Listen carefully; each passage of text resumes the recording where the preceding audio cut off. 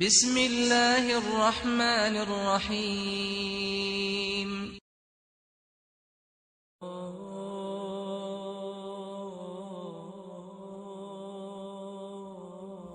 به نام خداوند بخشنده مهربان. چگونه برای خود در 2 دقیقه یک باغ در جنت کسب بکنم؟ پیامبر صلی الله علیه و سلم می‌فرمایند هر کسی بگوید سبحان الله و بحمده، برای او در جنت درخت خرمای شینانده می شود.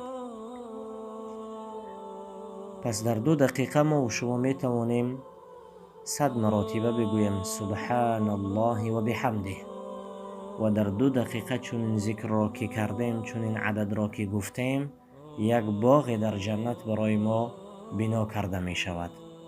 و این ذکر هست که پروردگار اینا دوست می دارد.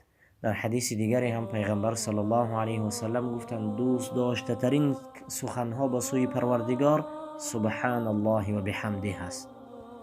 و در حدیث دیگر پیامبر صلی الله علیه و سلم گفتند هر کسی در روز 100 مرتبه بگوید سبحان الله و بحمده، پروردگار گناهانش را می بخشد اگر چندی که مثل کفک بحر باشند.